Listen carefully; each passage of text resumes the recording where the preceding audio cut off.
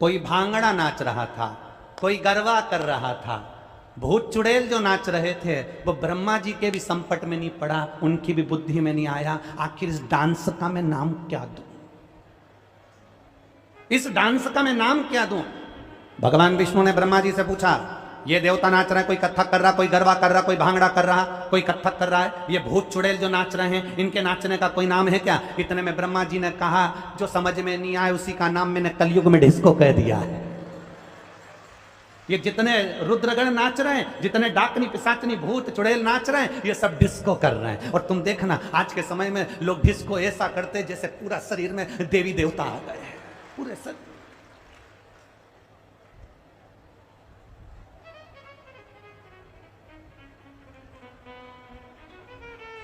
कहीं पांव हिले, कहीं आंख हिले,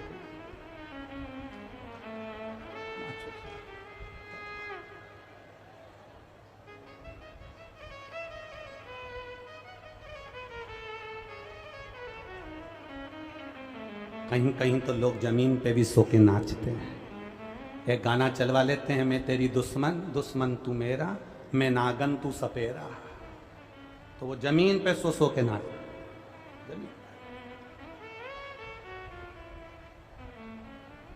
अब ईमानदारी से बोलो, ये जो नाचने का तरीका है डिस्को में, ऐसा लगता है जैसे लकवा लग गया, ऐसा लगता है जैसे लकवा। तो वही ये जो डिस्को का तरीका आया, तो ये किसी दूसरे ने नहीं दिया, ये मेरे महादेव के गणों ने दिया कि हमें नहीं आता इसलिए हमने ये नाच दिया। शिव को पसंद आ गया ना, बस बहुत, शंकर को प्रिय लग गया, बस बहुत।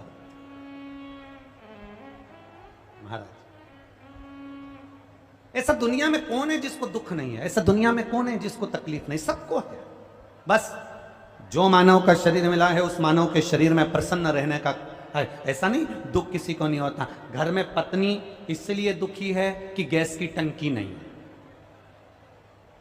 पत्नी काय के लिए दुखी है? बोलो, जम के बोलो, कि गैस की टंकी नहीं। पत्नी दुखी है कि गैस की टंकी नहीं है, और पति भी दुखी है कि मेरी गैस फंस गई है। अब पत्नी दुखी है कि गैस की टंकी नहीं है, और पति कह रहा है गैस बहुत बन रही है। अब दुख दोनों को है, एक को गैस की टंकी चाहिए और एक गैस गड़बड़ कर रही है। तकलीफ दोनों। कौन सुखी है? किसके जीवन में सुख है? शिव महापुराण की कथा कहती है, जीवन में केवल सुखी वही है जो भगवान की शरणागति में बैठा है, जो भगवान के चरणों में जाकर बैठा है और भगवान की भक्ति में जो डूबा हुआ है, वो दुनिया का सबसे सुखी व्यक्ति है। वो जीवन में कभी हारता नहीं है,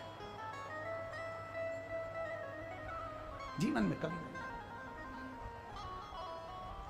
एक पत्र आया है, देखिए।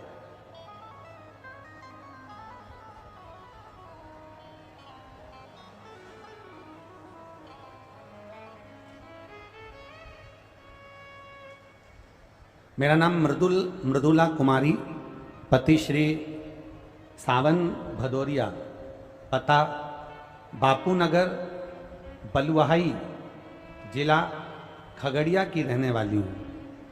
बलुआही, ठीक है? बलुआही है ना? हाँ, ठीक है। मृदुला कुमारी, पति श्री सावन भदौरिया, पता बापू नगर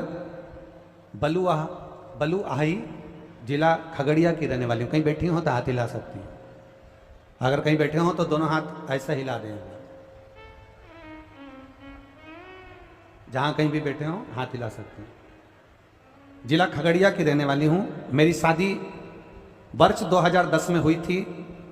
12 वर्ष बीत चुके थे गुरुदेव, संतान का सुख नहीं था। डॉक्टरों को दिखाया, 7-8 वर्ष तक लगातार केवल खगड़िया के ही डॉक्टरों को नहीं, पटना के डॉक्टरों को और बाहर भी जाकर दिखाया, पर संतान का सुख नहीं हुआ। डॉक्टरों का एक ही कहना था कि तुम्हारे संतान का सुख नहीं रहेगा। गुरुजी, मैं मानसिक रूप से डिप्रेशन में आ गई और लोगों से मिलना जुलना मैंने छोड़ दिया, क्योंकि जिससे मिलते थे वो एक ही कहता था बच्चा कब होगा, संतान कब होगी, बच्चे कब होंगे। तो डिप्रेशन में चली गई थी मैं, सबसे मिलना जुलना बंद कर दिया। कोरोना काल के अंतर्गत 2021 में मुझे मेरे एक परिचित ने बोला कि आस्था चैनल पर शिव महापुराण की कथा आती है, प्रदीप मिश्रा जी बाजते हैं, आप उसको सुनते क्यों नहीं। मैंने कार्यक्रम को देखना प्रारंभ करा और बाबा के अनुसार 2021 में दिसंबर के महीने में शुक्ल पक्ष की अष्टमी तिथि के दिन आपने एक उपाय बताया था कि ब्राह्मण के जोड़े को उसके बच्चे के साथ बेलपत्री के पेड़ के नीचे बिठाकर खीर भोजन करा दो, खीर खिला दो, और उस खीर को पति पत्नी दोनों बेलपत्री के पेड़ के नीचे ही उसको खा लें और दीप प्रज्वलित कर पूजन कर कर आ जाएं। बाबा, मैंने 2021 में दिसंबर के महीने में शुक्ल पक्ष में अष्टमी तिथि दिन सोमवार को मैंने ये वाला उपाय किया और बाबा की कृपा का मैं क्या वर्णन करूं गुरुदेव। बस उपाय करा, कुछ दिन निकले और बाबा की कृपा से मेरा गर्भ ठहर गया और बाबा की कृपा से 12 वर्ष के बाद मेरे यहाँ संतान की प्राप्ति हुई। ये शिव तत्व है। कहीं बैठे हो तो हाथ हिला सकते हैं, आप ही हैं, लिया बच्चे को लिया होगा। 12 वर्ष के बाद संतान की प्राप्ति, ये शिव है। ओ घड़ी, ये दयालु है।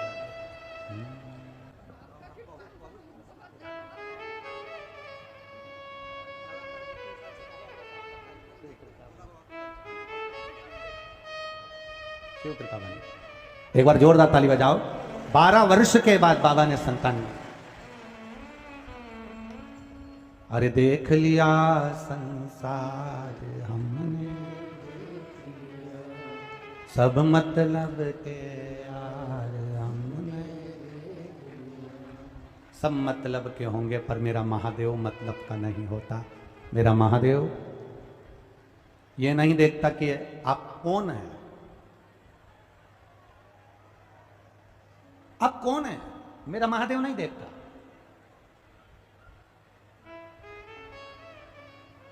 आप क्षत्रिय हैं, वैश्य हैं, ब्राह्मण हैं, शूद्र हैं, आप कौन हैं, मेरा महादेव नहीं देखेगा। मेरा महादेव तो इतना जानता है कि जो मेरे को दिल से भज लेता है, जो मुझे दिल से पुकार लेता है, जो मुझे दिल से अपना मान लेता है, मेरा बाबा कहता है मैं उसको खाली नहीं छोड़ता, उसकी झोली भरकर ही छोड़ता, दिल से पुकार। लोग कहते हैं सियोर वाले महाराज उपाय बताते हैं, टोटका बता देते हैं।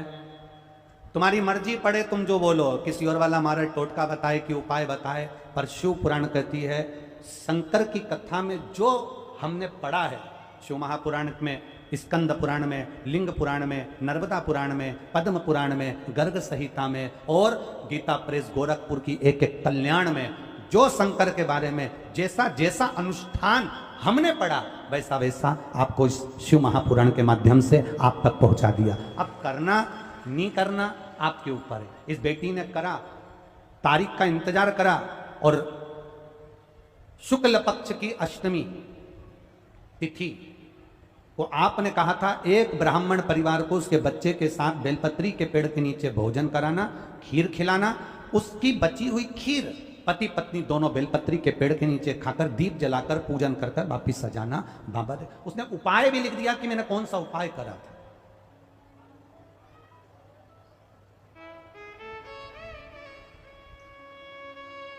कई लोग कहते हैं गुरुजी हमने पशुपति व्रत करके देख लिया, हमने सफेद आंकड़े की जड़ बांध कर देख ली, हमने शंकर भगवान की बेलपत्र खाकर देख ली। हम कहते केवल तुमने एक बार करा और कहकर बता दिया, 2 बार करा और कहकर बता दिया, 3 बार करा और कहकर बता दिया। हमसे मत कहो, उसके दरवाजे पर, उसकी चौखट पर जरूर अपने विश्वास में थोड़ी कमी होगी। इसलिए देखो, सोने के आभूषण बनते हैं ना, उसमें अगर पीतल का टांका लग जाता है, बेचने के लिए जाओगे तो सोने की कीमत कम मिलेगी कि ज्यादा मिलेगी? बोलो बोलो, जम के बोलो। कम मिलेगी ना, क्योंकि पीतल का टांका लग गया, तांबे का टांका लग गया। अगर पीतल का टांका लगा है, तांबे का टांका लगा है, पीतल से उसको झाला गया है, तो सोने की कीमत घट जाती है। उसी तरह हमारे विश्वास में किंतु परंतु और कुछ ना कुछ हमारे भीतर संशय उत्पन्न हो जाता है, तो परमात्मा भी फल पूरा नहीं दे पाता है, परमात्मा भी थोड़ा दूर हट जाता है। पहले वो परीक्षा लेता है, सबसे पहले वो परीक्षा लेगा आपकी। 1-2 महीने तो आपके, 3 महीने तो ऐसे ही निकल जाएंगे परीक्षा लेते लेते।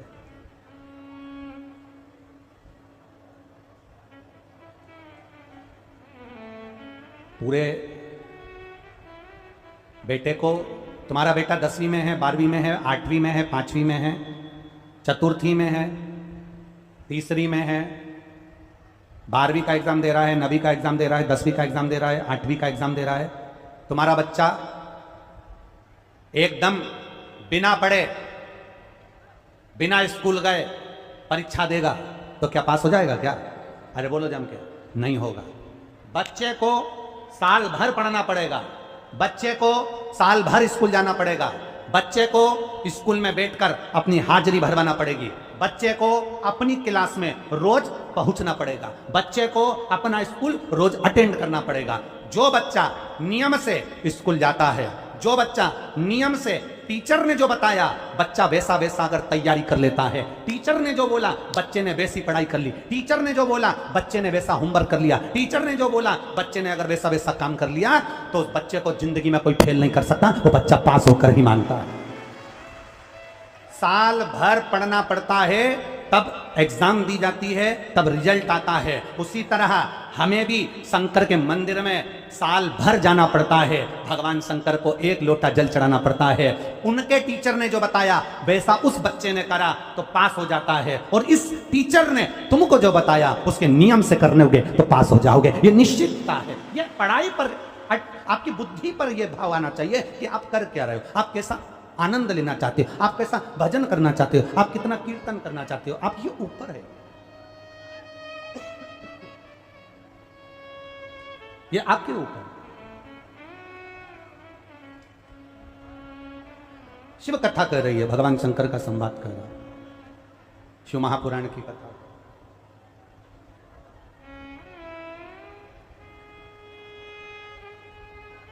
तेरे दरवाजे पर मैं आती रहूं, तेरा भजन में गाती रहूं, इससे बढ़कर दुनिया का कोई सुख नहीं है।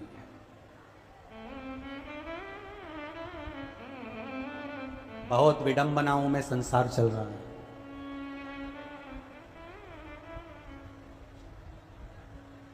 बहुत विडंबनाओं में संसार चल रहा है। शिव महापुराण की कथा कहती है, बहुत लोगों को बुरा लग सकता है हमारी वाणी से, पर हम बिहार की इस पावन धारा से कहना चाहेंगे कि अपनी बुद्धि, अपने चित्त को संवारने का प्रयास करें।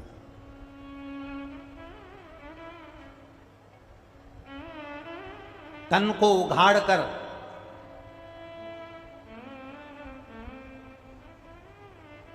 उघाड़ कर विश्व को दिखाने से कोई विश्व सुंदरी नहीं बन जाता है, ध्यान रखना।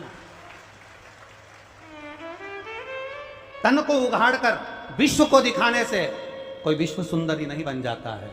विश्व सुंदरी का खिताब तो उसको दिया जाता है जो वस्त्र भी पूरे पहने और अपने सुंदरता को और अपने कुल को बचाने के लिए स्वयं अग्नि में भी कूद जाए, जैसे रानी पद्मावती थी, कूद गई अपने कुल को बचाने के लिए, अपने आप को बचाने के लिए। विश्व सुंदरी का खिताब दुनिया को कम कपड़े पहनकर दिखाने से प्राप्त नहीं होता। विश्व सुंदरी का खिताब तन पर पूरा वस्त्र हो, तन ढका हो, और अपने कुल की, अपने परिवार की, अपने पति की, अपने परिवार की इज्जत बनाकर जो चले, वो विश्व सुंदरी कहलाती है। तन दिखाने से विश्व सुंदरी का खिताब नहीं होता। अपने शरीर को जो ढक कर चले, अपने शरीर को जो साध कर चले। आज कहाँ ये लोग कह रहे हैं कि साहब बच्चियों के साथ ऐसा हो गया, लोग कह रहे हैं बेटियों के साथ ऐसा हो गया, लोग कह रहे हैं कि बेटियों के साथ ऐसा हो गया। हम निवेदन करना चाहेंगे,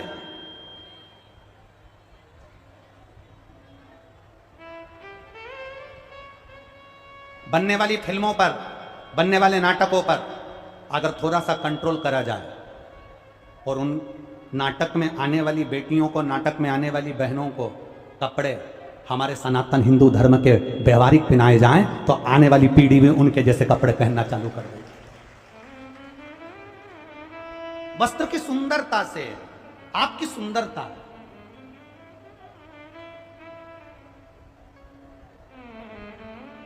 अब क्या धारण कर रहे हो, क्या पहन रहे हो, क्या पहनकर निकल रहे हो, उसमें आपकी भी एक जवाबदारी बनती है, आपकी भी एक जवाबदारी।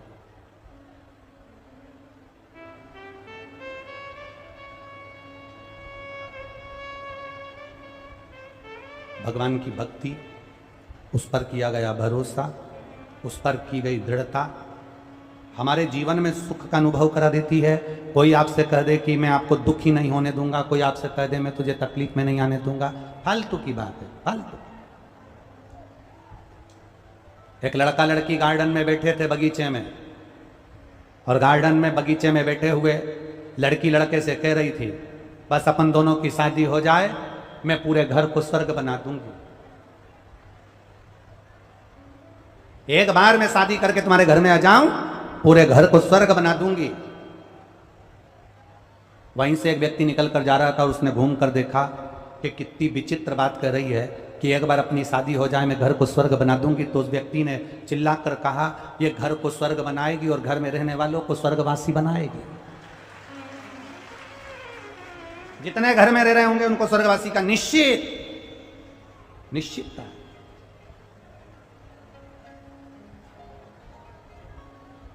क्या ना करा, शिव तत्व कह रहा, आपको कुछ नहीं आता, आप महादेव से कह दो मुझे नहीं आता। आपको कुछ नहीं आता, आप महादेव से कह दो हमें नहीं आता। कई लोग हमसे ही कह देते हैं गुरुजी आप कह देते हो कि साहब हमने ये नहीं पढ़ा, हमने वो नहीं पढ़ा, हम संस्कृत नहीं जाने, हम ये नहीं जाने, हम वो नहीं जाने। तो ये बात बताने की क्या, इसको छुपा के रख लिया करो। लोग पूछे कि समय तुम्हें आता है, कह दिया करो आ गया। तो कोई पूछे तुम्हें आया था तो आ गया। क्यों झूठ बोले? सत्यम शिवम सुंदरम। अपनी जिंदगी को जितनी साफ होकर जियोगे, अपनी जिंदगी को जितनी निर्मलता के साथ जियोगे। एक लड़की अपने पति से कह दे मेरे को सब बनाना आता है, सब बनाना आता है, सब बनाना आता है, सब बनाना आता है, और मालूम पड़े बनाना आता है, बनाना आता है कह देती है, और मालूम पड़े शादी करके ससुराल में आ जाए और इतने में सास ने कह दिया बेटा आइसक्रीम बनाना आता है? हाँ मम्मी आता, बना दे जरा आइसक्रीम। और वो आइसक्रीम बनाने बैठी और अपने अटैची में से पुस्तक निकाल के लाई, और पुस्तक में लिखा था 2 किलो दूध को धीमी आंच में गैस पे रखकर हिलाओ। उसने धीमी आंच में गैस पे रखकर हिलाया, फिर इसमें शक्कर डालकर हिलाओ, उसने शक्कर डालकर हिलाया, फिर उसमें बेकिंग पाउडर डालकर हिलाओ, उसने बेकिंग पाउडर डालकर हिलाया, फिर इसमें इलायची पाउडर डालकर हिलाओ, इसने इलायची पाउडर डालकर हिलाया, फिर उसमें लिखा था 1 घंटा फ्रिज में रख दो। बस उसने वही की वही करा, पूरा वैसा के वैसे ही करा। 1 घंटा फ्रिज में रख। 1 घंटे के बाद सास फ्रिज खोलने गई। जो फ्रिज खोला तो बहू को आवाज लगाया बेटा इधर आ। हाँ मां, सिर पर पल्लू रख के बहू आ गई। हाँ मम्मी क्या हो गया? बेटा ये मंदिर के घंटे को फ्रिज के अंदर किसने रखा? मंदिर के घंटे को फ्रिज में किसने रखा? बहू कहती है मम्मी मैंने रखा। तुमने क्यों रखा? क्योंकि किताब में लिखा था 1 घंटा फ्रिज में रखो। किताब में रखना क्या था फ्रिज के अंदर? अरे बोलो जम के, वो जो घोल बनाया था आइसक्रीम का उसको 1 घंटा फ्रिज में रखना था, पर बहू ने मंदिर का घंटा खोल के फ्रिज में रख दिया। 1 घंटा फ्रिज में रख।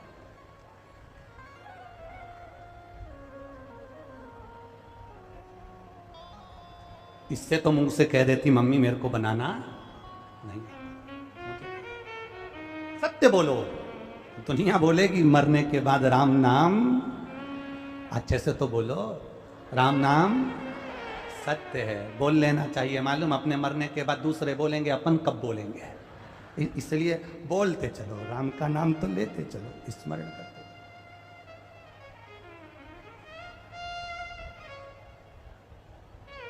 शिव नाम लेते हुए। आज कथा का विराम दिवस है। बाबा से दिल से प्रार्थना करना। विराम दिवस की कथा है। बाबा से जितना कहकर जाओगे ना, बाबा आपको देगा जरूर। और यह हमारा भरोसा करता है, विश्वास करता है, बाबा के चरणों का विश्वास करता है कि यहाँ से कोई शिव महापुराण के पंडाल में बैठकर जो कथा सुनते हैं, आस्था चैनल पर कथा सुनते हैं, फेसबुक यूट्यूब पर कथा सुनते हैं, जो दिल से एक भाव के साथ कथा का स्मरण करते हैं, वो खाली नहीं जाते, उनकी झोली भर कर ही जाती है। तो जहां जगह मिले बैठकर बोलने का इसलिए कहते हैं क्योंकि कंकर शंकर की धरा पर बैठकर जहां शिव पुराण हो रही हो, कंकर शंकर का भाव स्मरण करते हुए आप दिल से बाबा से प्रार्थना करें, साथ में मूल मंत्र का स्मरण।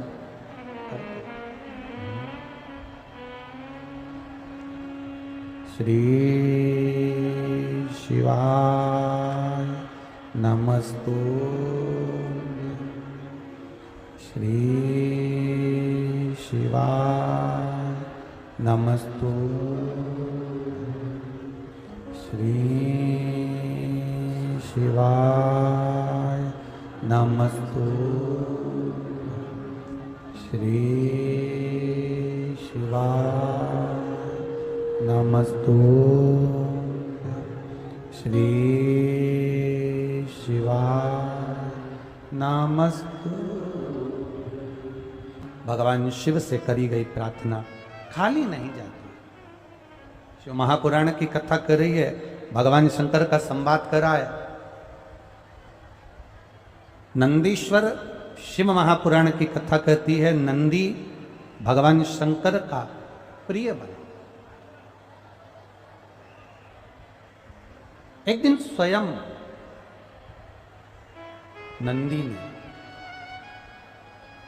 नंदी एक दिन भगवान शिव जी से कहता है, बाबा मेरे मन की एक बात स्वीकार करेंगे क्या? नंदी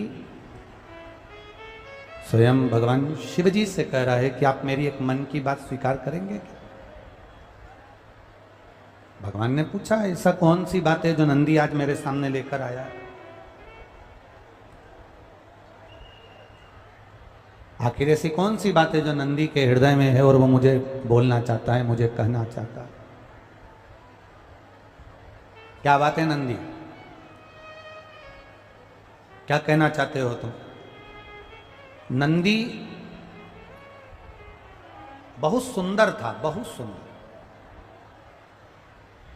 शिलाद मुनि का जो पुत्र था वो इतना सुंदर, क्योंकि मेरे ओघड़दानी मेरे शंकर भगवान इतने सुंदर हैं कि दुनिया के लोग हर जितनी भी आरती होती है, जितनी भी स्तुति होती है, आरती के बाद चाहे तुम राम जी की आरती गाओ, चाहे कृष्ण जी की आरती गाओ, देवी जी की आरती गाओ, चाहे देवता की आरती गाओ, चाहे किसी की भी आरती गाओ, आखिरी में आरती में शंकर भगवान का नाम तो तुमको लेना ही पड़ता है। कर्पूर गौरम करणाव तारम, ये बोलना ही पड़ता है। क्यों? क्योंकि शिव सर्वाधिक सुंदर है, शंकर भगवान अति सुंदर है, इसलिए उनके नाम किया गया था सत्यम शिवम सुंदर। बहुत सुंदर है मेरे महादेव, मेरे शंकर भगवान बहुत सुंदर। अब जब मेरे ओघड़दानी मेरे भोलेनाथ जी इतने सुंदर हैं, तो उनका ही एक प्रतिबिंब नंदी के रूप में है, तो नंदी सुंदर नहीं होगा क्या? नंदी भी सुंदर था, पर नंदी ने भगवान से कहा, नंदी ने भगवान से, प्रभु मेरी एक बात स्वीकार कर लीजिए। बहुत अच्छे से सुनना, कथा फिर निवेदन करेंगे। आज विराम का दिवस